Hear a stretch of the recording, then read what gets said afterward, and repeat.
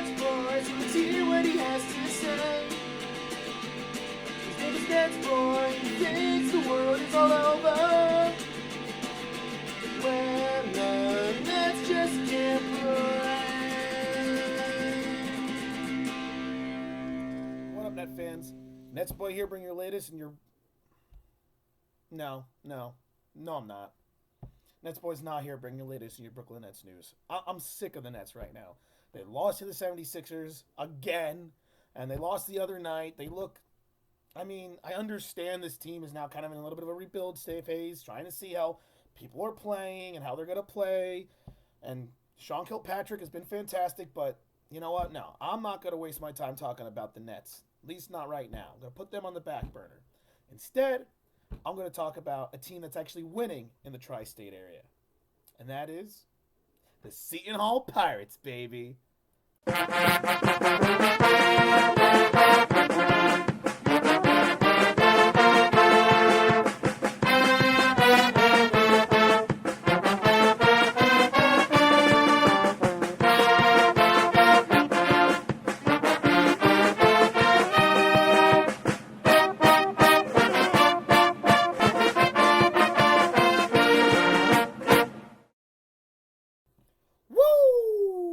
What up, Pirate fans? Pirates Boy here. Yeah, I'm going to go with Pirates Boy. I don't know. I'll bring your latest and your Seton Hall men's basketball news. Yeah, I had to do this. I definitely had to do this. As I've said before in several videos, and as I'm sure a lot of my viewers know, I am a Seton Hall alum, and I have followed the basketball team since I was 10 years old, so probably so basically the last 15 years I have followed the men's basketball team. I've always been a very passionate basketball fan, and Seton Hall, just like the Nets, are one of my teams I root for on a regular basis. But unlike the Nets, Seton Hall actually is accomplishing big things. Unless you lived under a rock, you probably have heard that Seton Hall won something called the Big East Basketball Tournament in Madison Square Garden. Huge event, huge thing. First time they've done it in 23 years. It was huge to see. It was great. I actually went to the first game against Creighton, and it was great to see how many Seton Hall Pirate fans there are out there, and it's just awesome. And I'm ecstatic.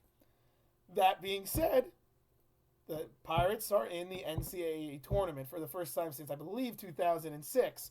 So I'm super excited about that. So I said, you know what? Nets suck. Let's just forget about them for now. Let's talk about a successful team, and that's Seton Hall. So this is all about the Seton Hall Pirates right now. So let's start off by talking about how this team looks in an overall picture.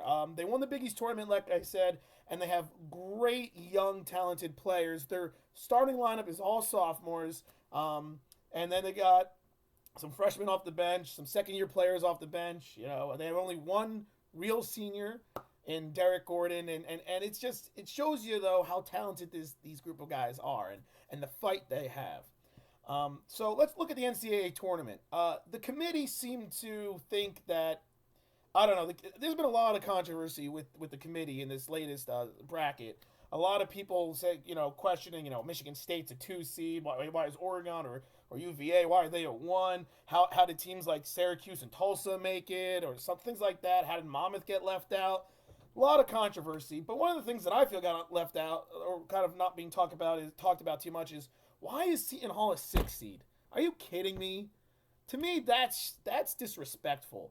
This is the Big East Championship team. And it's not like they didn't have success prior to it. They won 22 regular season games going into the Big East tournament. They had wins over Xavier twice, Villanova, Providence twice. I mean, really good quality wins. And the Big East is probably, in my opinion, the third best conference in college basketball right now. So how can you have the champion be as low as a 6 seed? It doesn't make any sense. And what makes things even more confusing is going into the Big East tournament, most experts had them as a 7 seed. In the Big East tournament, they beat Creighton, Xavier, and Villanova. And Villanova at the time was a projected 1 seed. So winning those 3 games and winning the Big East tournament gets you climbing from a 7 seed all the way up to a 6 seed. So right off the bat, I think that's a bit of a slap in the face to what these kids have accomplished. Personally, I saw them at least a 5 seed, and possibly even a 4 seed. You can make a case for a 4 seed, but I thought there'd be a 5 seed at least. They get put in as a 6 seed. And why does that matter? Well, they got to play Gonzaga in the first round. And listen, Gonzaga is an extremely dangerous team. I've done some research on this team. They've had some injuries to begin the season, so it took them some time for them to get going. But once they got going, this is going to be a tough first game for Seton Hall. Gonzaga has a great front court. They've got great front court players. Wajier, Kyle Wajier is a 6'10", a low post player. He averages 20 points a game. Then they got Sabonis, who's 6'11", who averages 11 rebounds a game. So they got really good front court players. And I'm going to be honest, that's going to maybe pose a bit of a problem for this Seton Hall team. Angel Delgado is a fantastic rebounder, but his post game is inconsistent, though he can make the post shot, but he's really not a good post defender. So if you go up against a guy and a team with a good low post presence, could cause problems. Now, what does that mean? It means Ishmael Sanogo is going to have to step up and be the primary post defender, but he's kind of undersized for a power forward. He's a 6'7" power forward. He can do it, but can he do it on a regular basis? So it's going to be very interesting to see what happens against Gonzaga, because Gonzaga's just going to pound the post and play off the post. And if Delgado gets in foul trouble or if Sanogo gets in foul trouble, it's going to be really tough because Seton Hall's going to have to do a lot of double teams, and they're just going to have to hope that Gonzaga's guards, who are extremely inconsistent as well, don't have a good game, because that's the key. Seton Hall's guard play is 10 times better than Gonzaga's, and really Seton Hall's guard play is the key to their success. Isaiah Whitehead, Kadeem Carrington, and for some weird reason, Desi Rodriguez gets considered a guard, but to me, he's a small forward. He's like the stereotypical small forward. But Kadeem Carrington and Isaiah Whitehead, hands down, are probably one of the best 1-2 guards. Okay, I'm gonna take that back. I'm not gonna say they're like the best 1-2 guards in the nation, because that's not true, but they're up there. Isaiah Whitehead to me is the greatest basketball player who is not being considered to be a first round draft pick in the NBA draft. I don't get it. Every mock draft I have read has Isaiah Whitehead nowhere even in the second round. Now, I think that's going to change. I'm pretty sure it's going to change. As a matter of fact, there's been some articles saying that some scouts have him on the big board as a late first round draft pick or early second round. But the truth of the matter is, I think he's got lottery talent right now. But the problem is a lot of NBA teams see him play and they say, well, the kid's got talent, but he's inconsistent and he's a little, radical with his passes and his shot selection.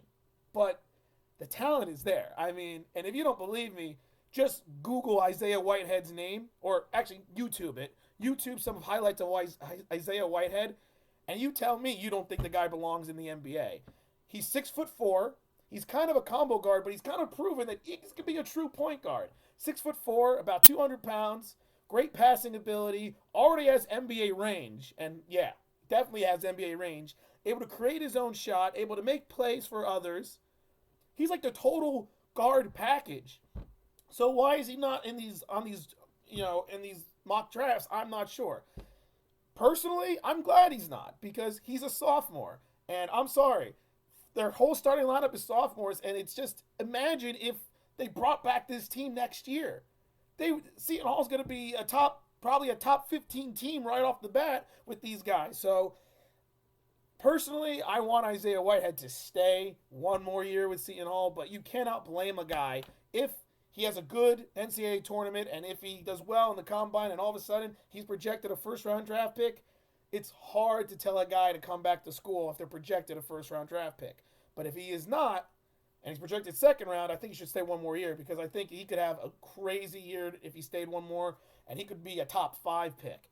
That being said, Kadeem Carrington is an underrated guard as well. He's a great slasher, great finisher, makes big plays down the stretch. That backcourt is going to be the key to the Seton Hall success. If they play well and they can push the tempo against Gonzaga, I think they can beat Gonzaga, and I have them beating Gonzaga in my NCAA tournament bracket.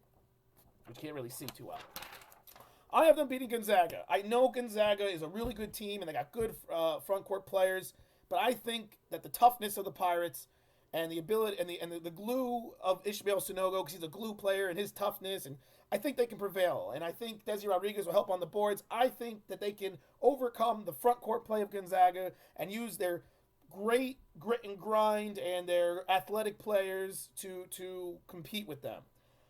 So once they get past, Gonzaga, I have them playing most likely Utah. Now, Utah's a very dangerous team as well. Some people had them as a 2 seed. They're unbelievably skilled team, but I think Seton Hall can beat them as well. I have Seton Hall going to my Sweet 16 where I have them going up against Michigan State. And as much as I want to say that Seton Hall is going to beat Michigan State, the objective rationale of it is I don't think so. I think they're going to put up a good fight, and I think they're going to be right there, but I think when it's all said and done, I think the experience of Michigan State and the overall completeness of that team is just going to prevail. I have Michigan State winning the entire bracket, the entire tournament. As of now, I haven't submitted anything yet. I can make some changes, but as of now, I have Michigan State winning the entire thing. But you know what? I have Seton Hall going to the Sweet 16, and I really think this team is capable of a Sweet 16 run. Just the overall skill set of this team. They got great guard play, great athletes, underrated players, and they play with a chip on their shoulder. This team gets no respect. They got no respect in the Big East. They were picked 7th out of 10 teams. They end up winning the whole thing. Going into the tournament, people said, they're a good team, but they're not going to be able to beat Xavier or Villanova. Well, they beat them both. Now they're going up as a 6 seed, a team when really I feel like they should be at least a 5 or a 4. They play with a chip on their shoulder. Isaiah Whitehead is getting really no respect in the sense of Big East Conference Player of the Year. I mean, he got put into the conversation at the end, but I think he should have been. I mean, the way he leads this team, he is a great leader, a great player.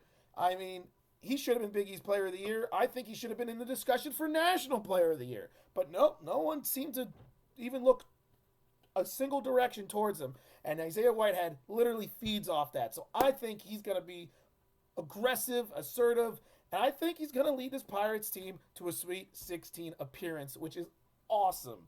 And you know what? Maybe they can do even more. I don't know. Anything can happen in the NCAA tournament. We know it's true. It's why it's called March Madness. But, the team is just a very good young team. The only thing I'm really worried about, I'm worried more about that Gonzaga game more than anything else. If they lose to Utah, they make it to the second round, they lose to Utah, you're like, okay, Utah's a very good team.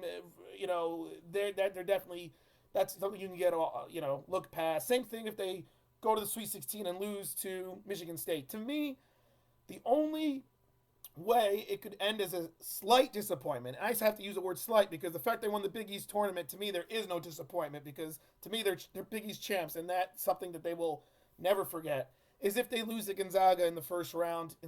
That, to me, would make me pretty disappointed.